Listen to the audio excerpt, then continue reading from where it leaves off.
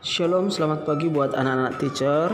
Hari ini kita akan melanjutkan materi kita untuk mapel tematik di tema yang pertama, pertumbuhan dan perkembangan makhluk hidup. Untuk tema 2, pembelajaran 1 dan 2. Oke, kita masuk yang pertama, gerak kuat dan lemah dalam tarian. Apa itu gerak kuat? Gerak kuat adalah gerak yang dilakukan dengan tenaga yang kuat. Contohnya, menghentakkan kaki, bertepuk tangan, berjinjit, dan meloncat. Yang kedua, gerak lemah.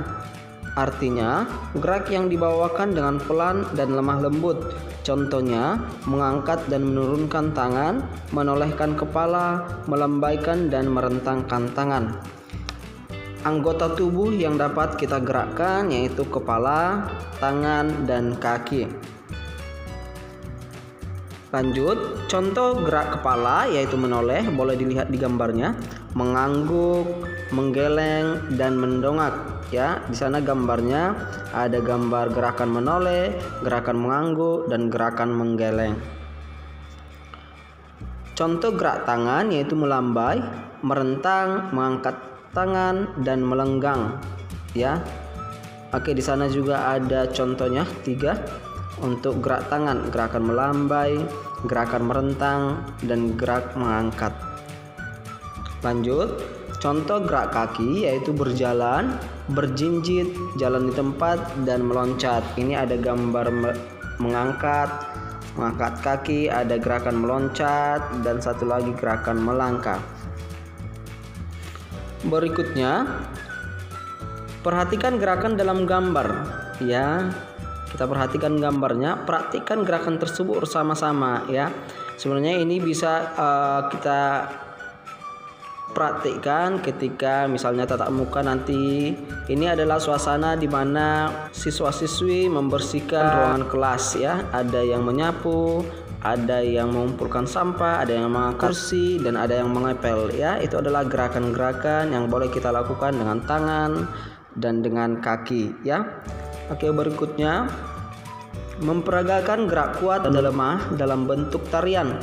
Gerak kuat dan lemah juga dapat diperoleh dengan meniru aktivitas manusia sehari-hari seperti bermain, menyapu, menjemur pakaian, dan berkebun. Jadi gerakan ini seperti gambar yang ini adalah gerakan menyapu ya. Jadi gerakan kuat dan gerak lemah dapat kita peroleh dengan meniru aktivitas manusia ya yang sehari-hari kita lakukan. Di sana ada bermain seperti bermain, menyapu, menjemur pakaian, dan berkebun. Berikutnya, kita akan masuk ke materi menghargai keberagaman sebagai pengamalan sila kedua Pancasila. Salah satu pengamalan sila kedua Pancasila adalah menghargai keberagaman. Keberagaman merupakan karunia Tuhan yang harus disyukuri. Keberagaman dapat memperkuat persatuan jika disikapi dengan baik ya. Kalau berbicara tentang keberagaman ya, Indonesia sangat banyak dengan beragam suku, bahasa, dan agama ya. Jadi di sini kita akan belajar tentang menghargai keberagaman tersebut. Oke, next. Manfaat sikap bersatu di sekolah sebagai berikut ya. Ada 4 di sana manfaat sikap bersatu ya. Yang pertama, suasana kelas yang nyaman dan tertib. Yang kedua, terjalin persaudaraan yang erat di sekolah. Ketiga, saling membantu jika mengalami kesulitan. Dan yang keempat, mencegah terjadinya perselisihan. Berikutnya, menyikapi keberagaman yang ada di sekolah. Ya, ada 3 di sini Bapak buat. Keberagaman yang ada merupakan kekayaan bangsa kita. Dengan adanya perbedaan, kita dapat belajar untuk saling menghargai dan menghormati satu sama lain. Saling menghargai dan menghormati merupakan contoh pengamalan sila kedua Pancasila. Berikutnya, keberagaman di sekolah perlu disikapi dengan baik agar tidak terjadi perpecahan. Cara menyikapi keberagaman: yang pertama, menghargai pendapat teman. Yang kedua, menghormati perbedaan yang ada. Yang ketiga, berteman dengan siapapun meskipun memiliki perbedaan. Jadi kalau misalnya kalau di sekolah kita pasti berbeda-beda, ada beda sukunya ya, karena kebetulan di sekolah kita kalau agama hanya satu ya, mungkin berbeda warna kulitnya ya. Jadi kita harus menghargai keberagaman tersebut ya. Cara nomor 1 dikatakan menghargai pendapat teman. Ini biasanya misalnya dalam diskusi kelompok ya, kalau ada teman kita yang menyampaikan pendapat itu harus dihargai ya.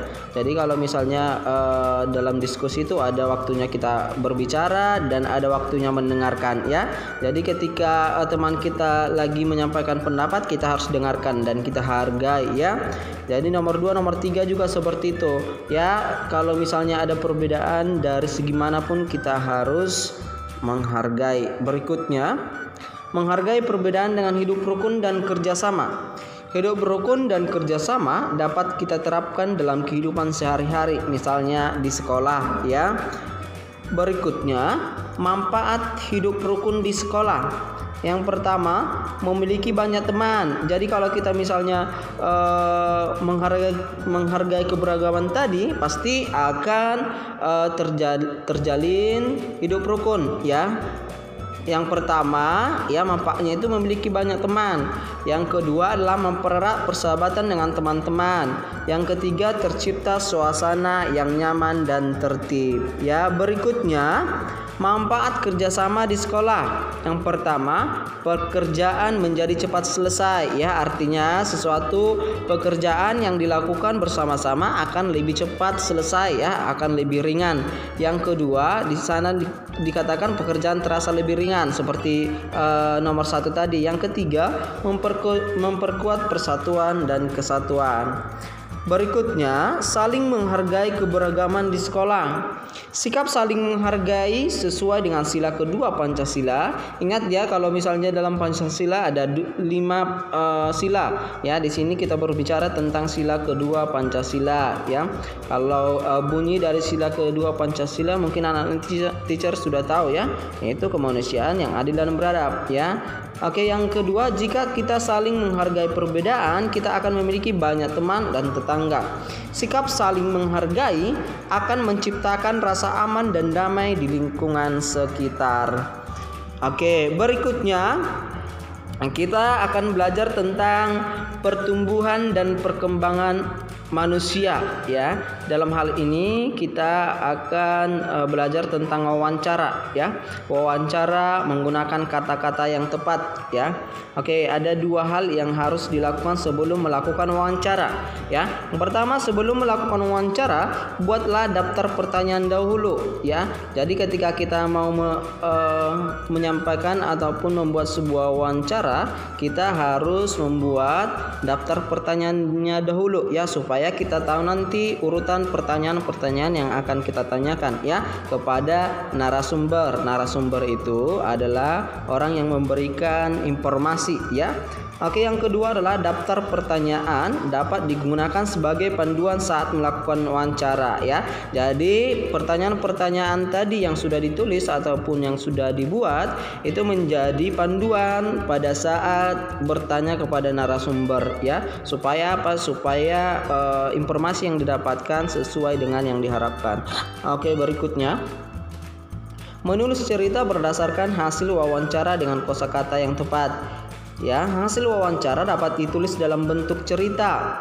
Ya, bukan hanya dalam bentuk cerita, bisa juga nanti dalam tabel, ya, diagram, ya, tergantung sesuai bentuk yang akan dibuat hasilnya nanti. Ya, yang kedua, saat menulis cerita gunakan kosakata yang sudah kamu ketahui artinya. Ya, jadi kita menggunakan kata-kata yang mudah dimengerti ya, supaya kamu juga lebih mudah untuk mengetahui artinya. Yang ketiga, gunakan juga bahasa yang sederhana agar isi ceritamu mudah dipahami. Seperti yang tadi, ketika kita menggunakan kosakata yang mudah dipahami atau mudah dimengerti, nanti hasil ceritamu ataupun hasil dari wawancara yang berbentuk cerita tadi akan semakin mudah dipahami ya.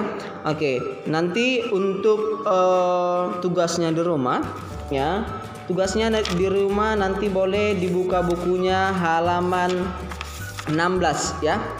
Halaman 16. Ini Bapak buat di sini tugasnya. Ya. Oke, di sana ada ayo berlatih ya. Lakukan wawancara terhadap orang tuamu tentang pertumbuhan dan perkembangan tubuhmu.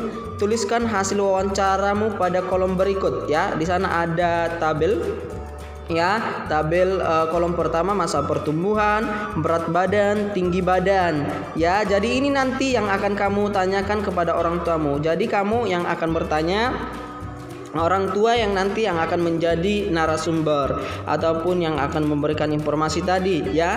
Tadi Bapak bilang hasilnya itu bisa berbentuk cerita, bisa berbentuk tabel, dan pada tugas kita kali ini berbentuk tabel ya. Di situ ada namanya nanti dituliskan ya. Namanya dituliskan dan setelah itu dilakukan wawancaranya terhadap orang tuanya ya. Di sana yang perlu diisi yang pertama ketika lahir, berat badannya dan tinggi badannya ya. Kedua pada saat TK, SD kelas 1, SD kelas 2 sampai sekarang SD kelas 3 ya. Jadi nanti anak-anak teacher ya melakukan wawancara terhadap orang tuamu untuk mengetahui hasil yang ada di tabel ini ya, berat badan dan tinggi badan ya. Oke, mungkin sekian pembelajaran kita untuk hari ini ya. Selamat mengerjakan, Tuhan Yesus memberkati.